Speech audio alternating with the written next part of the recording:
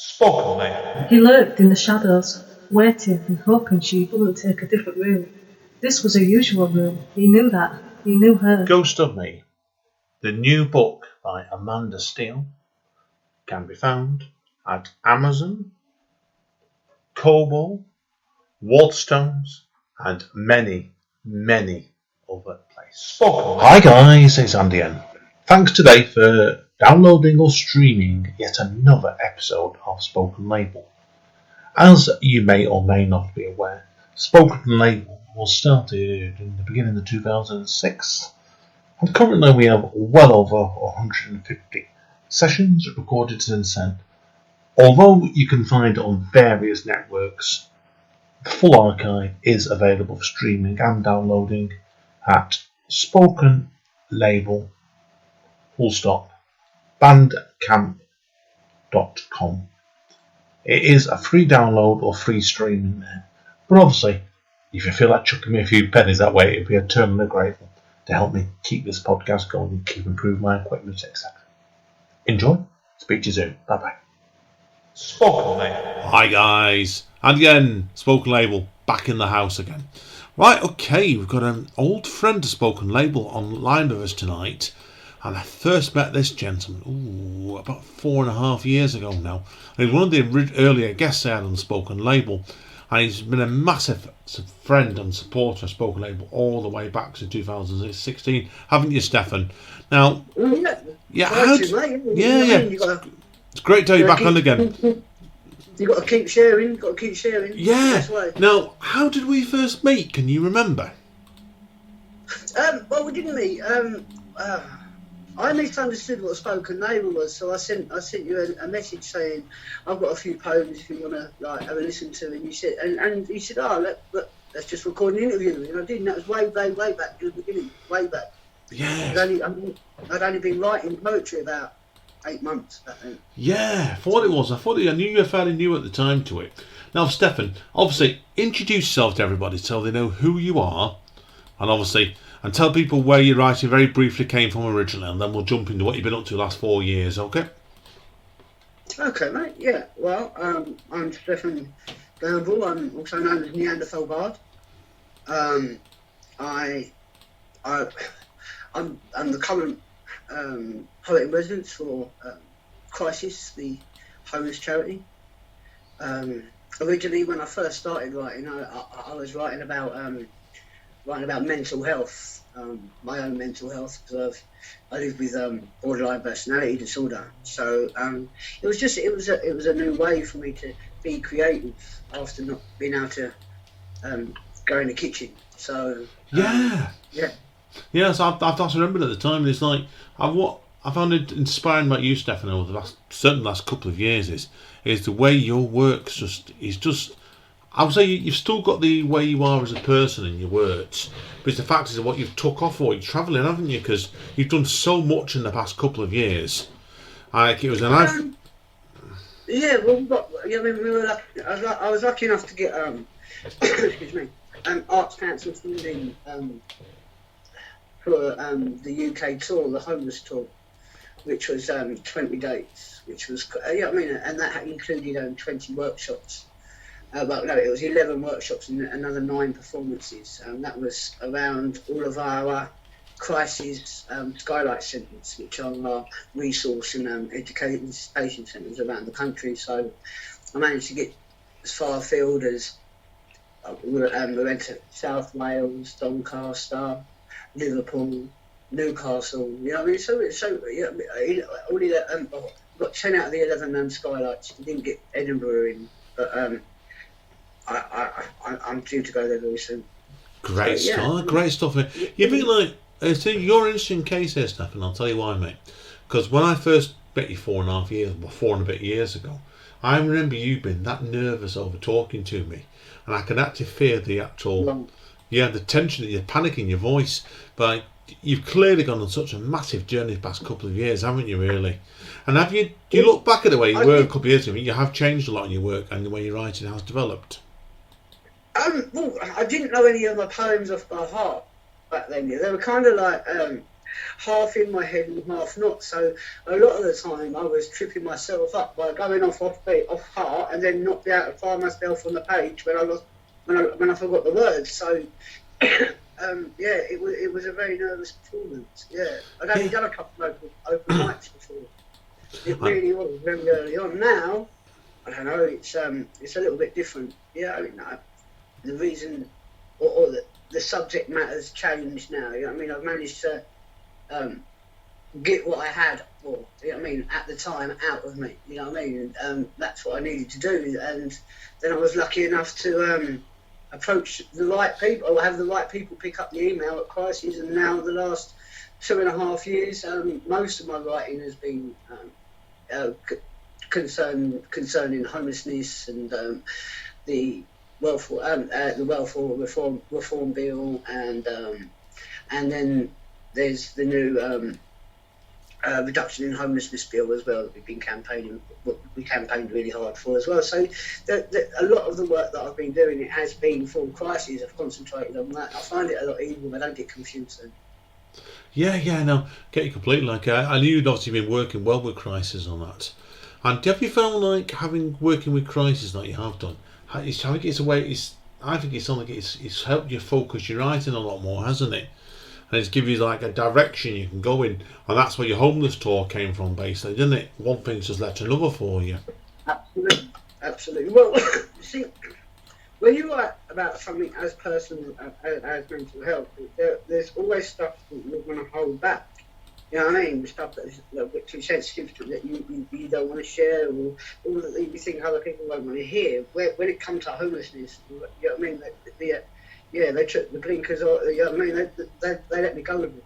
They absolutely, Crisis have been so. They just let me go with it. They just said, you know what I mean? It's relevant. What I was doing was relevant. You know what I mean? In a little bit, I'll do that poem that I sent them a link. That's how I got the residency. I sent them a link offering free workshops. And because I was trying to do some research and development tour, and I needed to get, you know what I mean, some of my workshops done. So I sent out emails to a lot of homeless charities, and Crisis was one of 4 that got back to me. I visited all 4, but Crisis just had so much reach around the country that, and of course, the position of their first ever resident as well, which is quite an honour. You know what I mean? Get you completely with that one, Stefan, completely. Do you find then, obviously, since the last time we spoke a couple of years ago, how do you think that you actually way you write as a writer, has that changed? Do you think much? The way that I write. Yeah, you actually you haven't got you're always at the heart as a writer where you are. Do you think you actually where your targets now and the structure in your work? I think it's changed a lot over the past couple of years. It's focused. It's focused on that subject of homelessness. It's been solely focused on that, really.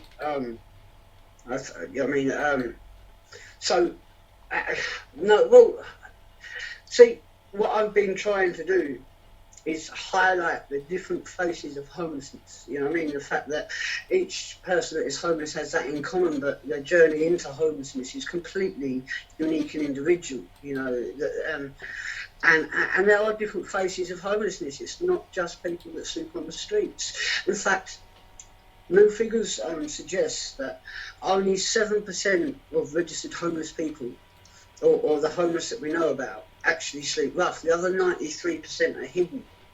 They're hidden in emergency accommodation, bed and breakfast. They're hidden in squats. We've got a generation of sofa sofas. You know what I mean? It's actually spanning 2 generations now. It's absolutely crazy. Yeah, no, I agree with you. And it's like I keep off the politics for various reasons because what I do, you know what I do. But I do agree with you on this side of the topic. It's a very, very important topic to bear in mind. And you're looking at a lot was going on with the coronavirus at the moment. Like in Manchester, for example, they've been a big concert effort to try and get a lot of homeless people into like hotels and just get them off the streets and see them to protect them, basically. And have you found that a lot in London at the moment? Have you? So that last bit again. Yeah, in Manchester at the moment, there's been a few people at like a base making a concentrated effort to get homeless people off the streets. And what they've been doing is a number of major hotels have been putting them up base to self-isolate people to protect them. Uh-huh. That's why. We have something over here called the Thanet Shelter that runs all over winter. So as far as I know, they're extended. They've extended. They run from October till the end of March usually. And so as far as I know, they're going to be extending the time that they're open now. I think it's very much needed as well. You've got to understand a lot of homeless people. Now, not all homeless people are beggars, and not all beggars are homeless. I understand that. A lot of homeless people do rely on the money they get from passers-by, and with no passers-by, there is no money. Yeah, no, I agree. So the need for extra support is it's there. Whether it's being met properly, I don't know. We've been on lockdown a little while. Yeah, I mean, Christ, it's been locked down for over a week now. So they're not able to give the housing advice and such. You know what I mean? Because of our resource centres have closed. It's there's a great need. There's going to be a greater need out there for the rough sleepers, definitely. Yeah, no, I agree. Especially, you know, I mean, considering. Let's not go on to politics. You know what I mean? Because considering they were trying to using a herding technique, herd immunisation. It's do you get what I mean? It's but let's hope there's more support out there, and you know what I mean. Yeah, no, I agree with you. Now, obviously, in relation to yourself then, Stefan, obviously, do you have any sort of ideas in where you would like your writing to aim for next? And do you have any sort of where you want to go next to it? I do. I do. Way back when I first started poetry, and I first started when I was coming about writing about mental health, I was writing less, which meant to me it was important to me because it meant it was easing up. And then I found focus on the homelessness, and now there's other things. Because I was homeless at 21 in London, and that's why I figured I could write about homelessness. And I thought I knew everything, and I knew absolutely nothing. But at the same time, I had an empathy for the situation because I'd been in that situation for a brief period. You know, there's other parts. You know, I mean, other things in life that have affected me quite traumatically. You know what I mean? And bullying is one of those things, and that's something I want to try and address from a grown-up point of view. I don't think, because bullying isn't only happening in schools; it happens in workplaces, and there's so many people that actually just put up with it and then go home devastated every day. It affects people quite traumatically. I was bullied as both a kid and an adult. So we're both at school and in the workplace, and so that's something that I'm looking to try and get involved with in some way. Yeah, but more from an adult perspective. Yeah. Yeah. Good stuff. Do you think you'd want to do another tour again then, after your homeless tour? Do you think you'd do another tour again? I like the homeless tour, but not probably not another homeless tour. But something very much like that. Another workshop tour. I mean, like the last one, predominantly a workshop tour. And then what happened was Crisis nailed on a performance and hired a place for each place that I went to. And then I also performed at another 5 cathedrals as well as part of that tour, because it was over the Christmas period. So they have their end of year service.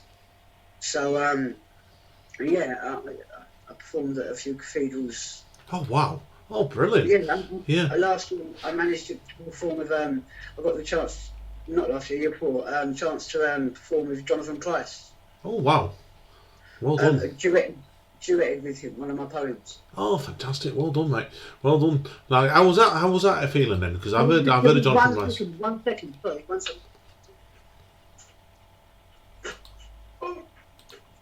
But the dog wanted to go out and Yeah, don't worry, we're mate. back. We're back. Don't worry, mate. Don't worry, mate. Tell me, how was it with Jonathan Price and duetting in one of your poems then? In the cathedral as well, wow. Yeah, Southwark Cathedral, yeah.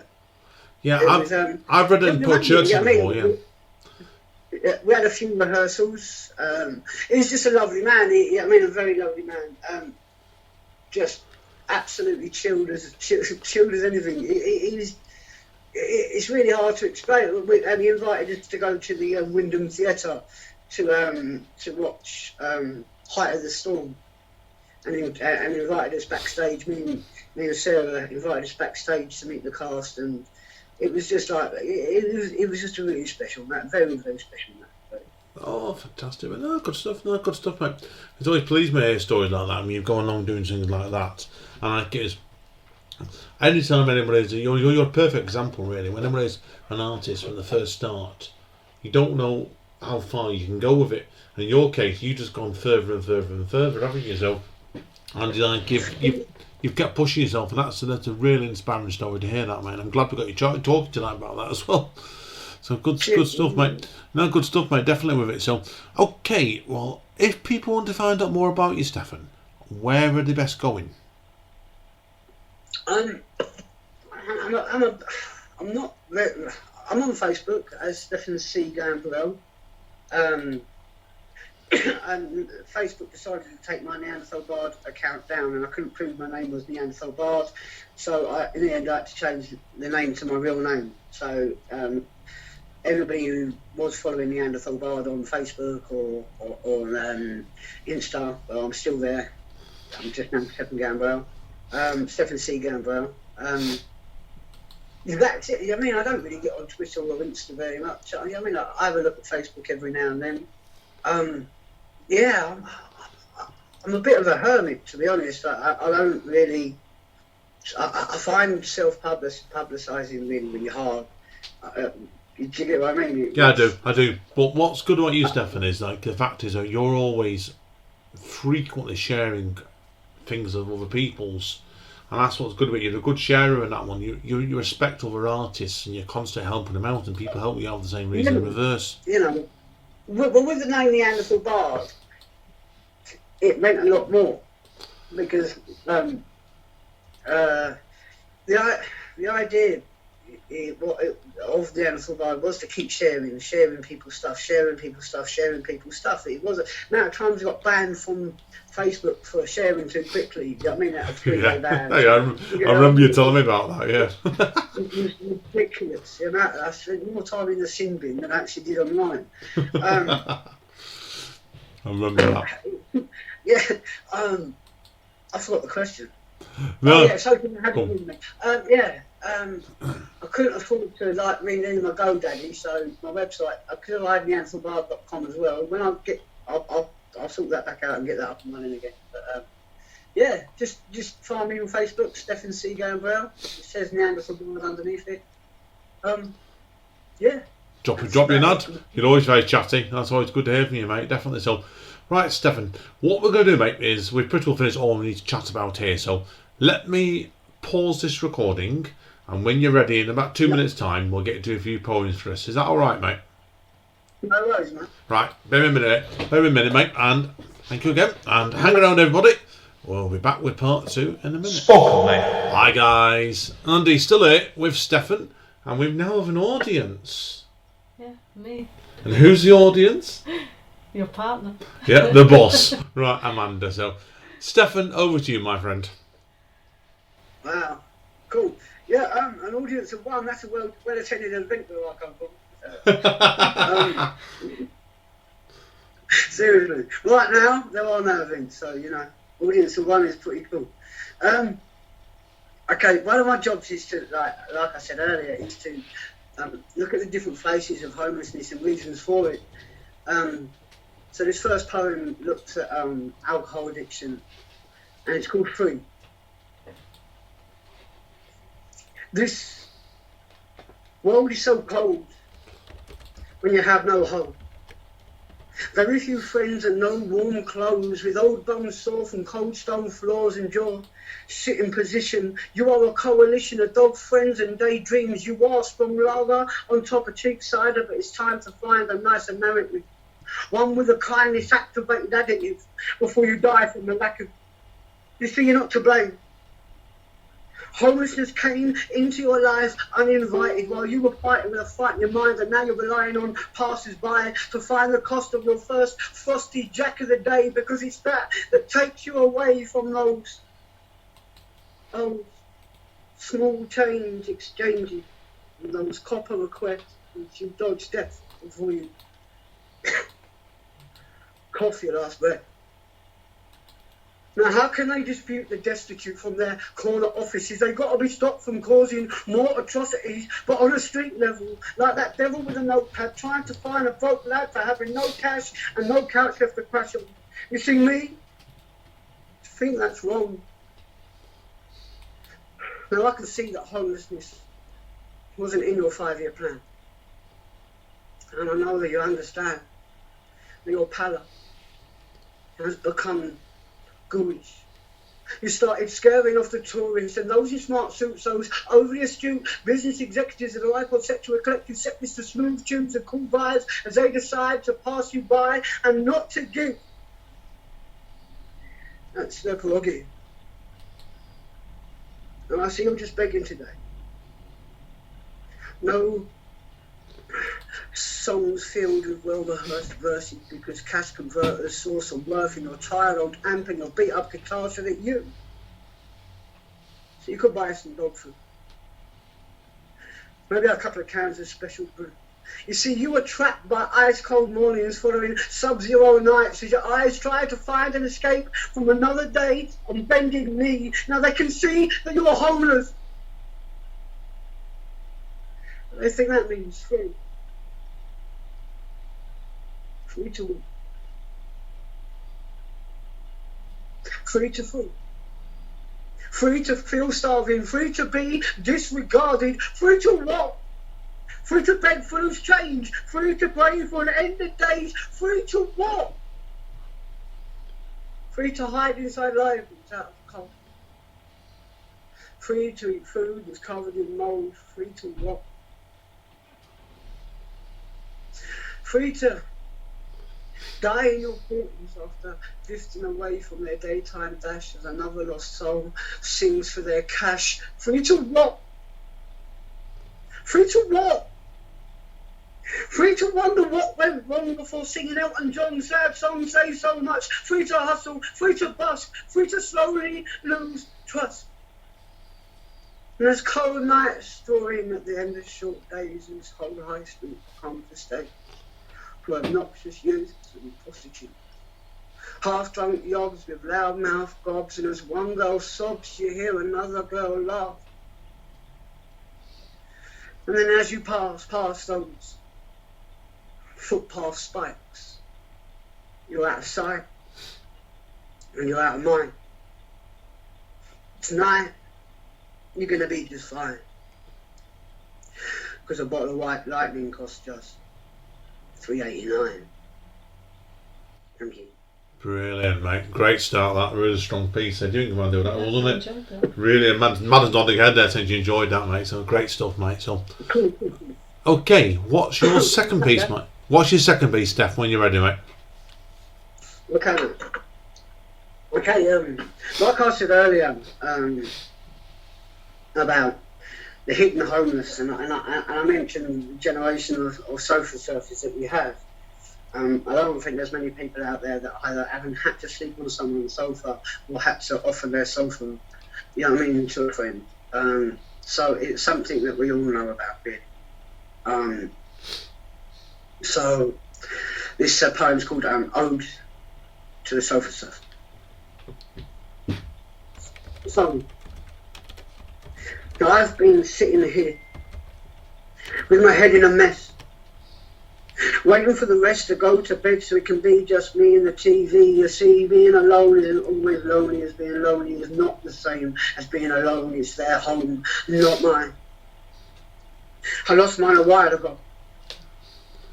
Now I still have hopes, but I don't roll those hopes up. It seems there will only ever be dreams here for 3 weeks and move on before too much of me is too much to take. I am one mate so far away from my own place, or no place at all. Now I carry all my life in 2 bags for life since the wife and I split. I still pick up the kids from school, because it's not their fault. So I see them most evenings, take them out every other Sunday, but one day I will own 4 walls, and one day I know I will own a wardrobe. I will stand next to a bed. I'll have books on a shelf, self-worth in check, right next to my self-respect. You know, I won't be expected to buy a TV license. It would be nice to provide a part-time home for my kids to stay over. I am slowly becoming a no one with nowhere to go, no job, no home. Is this all that I've got to look forward to? Do you know I have to stop at the top of all 4s before I can put in an address? Where am I staying again? And can I risk it without risking my mates and his kids' benefits, because staying at his is against the rules and life is cruel. I'm caught in a hole of short-term goals, a bit further away, and my own thought control is my only escape until the day it evades me. Is it the situation that's crazy, or is crazy replacing me, making me unable, forsaking my stable traits? I am running out of mates and places to stay. When will my day come, when the sun shines into my eyes from a set of blinds that I forgot to close, after going to bed at a time that I chose, when the dirty clothes on the floor belong to those born for me? Is it wrong to want more from me than this hell? Sometimes I think a prison cell would be better than this, except I wouldn't get to see my kid.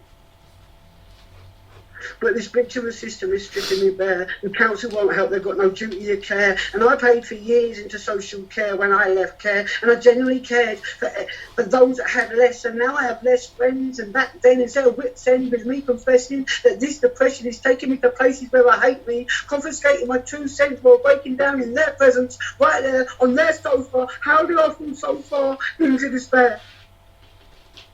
It was never meant to be like this. A tragic accident left me with 4 fingers less, and I've been trying so hard, and I can't use my left. What use is a chef that can't hold a knife? No job, no home, no wife. Is this my life now?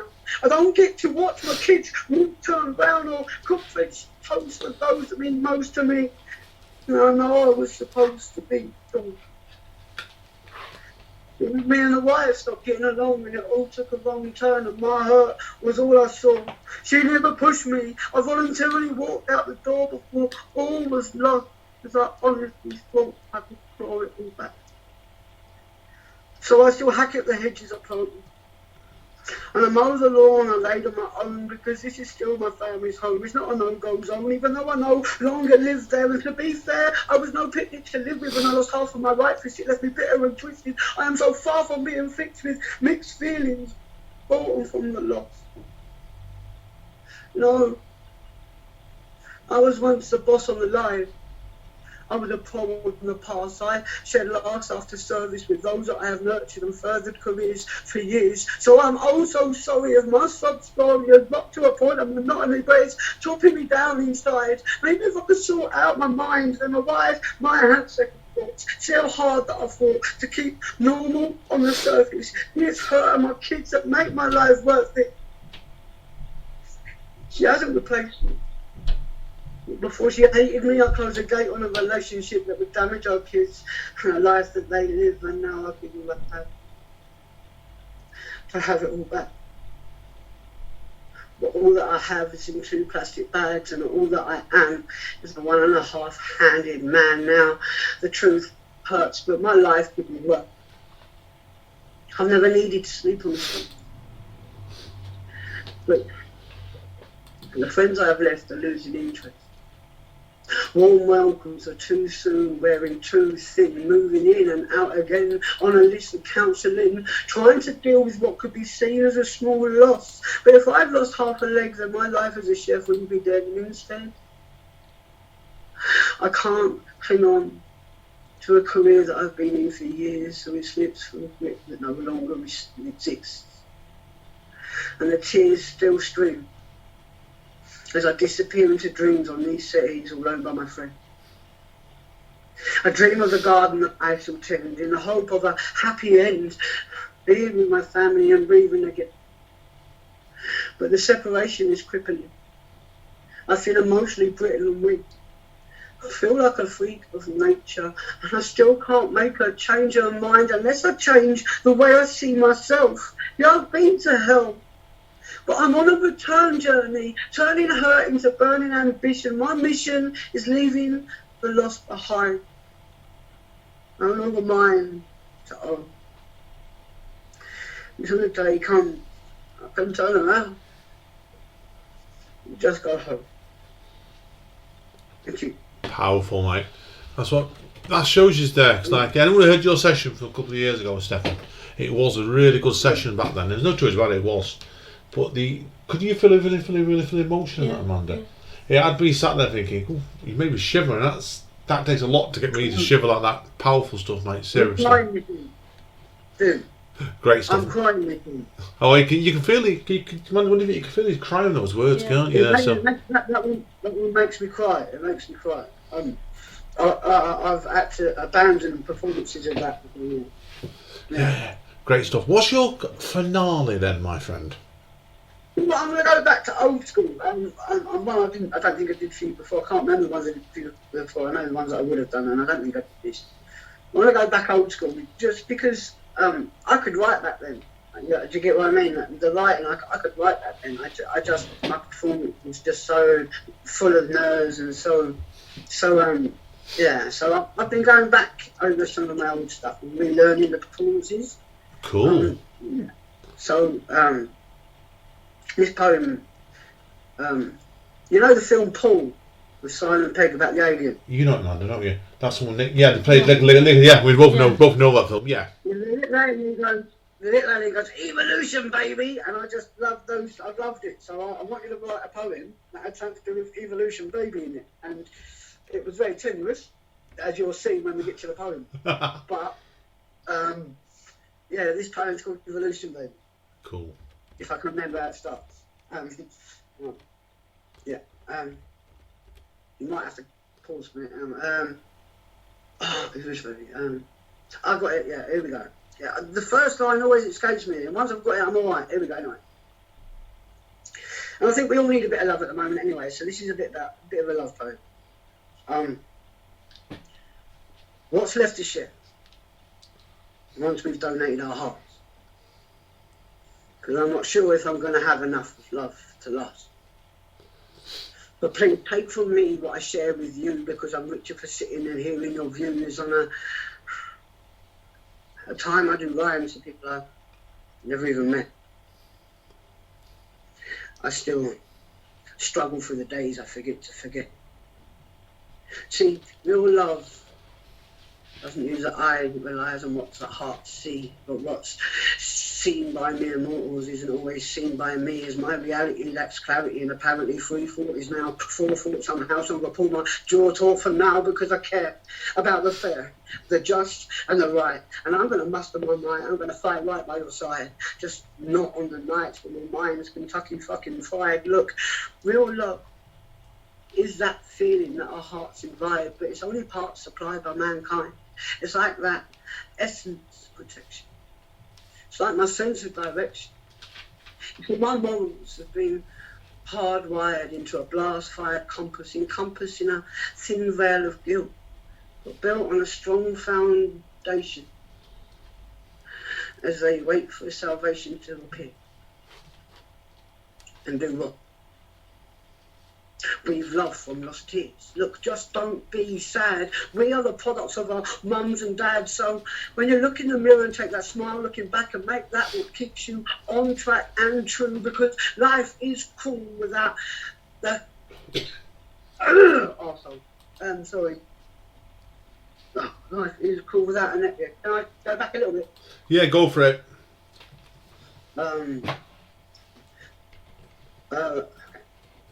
Because life is cruel without a network of selfless hands, easing the demands on the needy and the scared by the greedily prepared. Look, we are fucking amazing, so it's crazy to engage in the devastation of a majority for the compensation of a minority. All I want to be is a sentient being. I'd create a brand new beginning and I'll be singing from the good box. If you need love, then I've got lots. But then I take a look at myself and these pieces that make me. This shit was tested in hell. This is evolution, baby. So now I fill all my voices with knowledge. And I keep my empathy sound. I'm just trying to become what makes my future self proud. Now the next line is the last line. So let's make it fierce and strong. You all own your own future.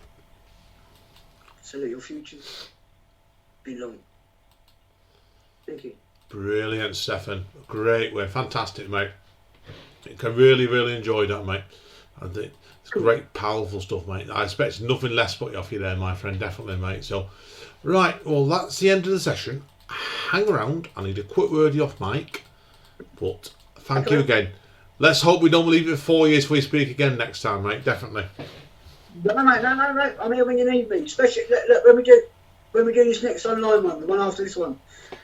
Keep me in mind, yeah? Definitely. Oh yeah, always. We'll definitely get you on board again, mate. You're a friend of Spoken Label, a friend of mine, and you're a friend of Amanda's now, definitely. So you've been very supportive to us. Least I can do for you, my friend. The pleasure's mine. It's been lovely to talk to both of you. The pleasure is mine. The pleasure is all mine. Right, thank you again, mate. Hang around, need a quick word of you. But this is Andy N. Thanking Amanda for tuning in briefly. I will speak to you all soon, guys. Thank you again, Stefan. See you soon. Bye. Spoken Label.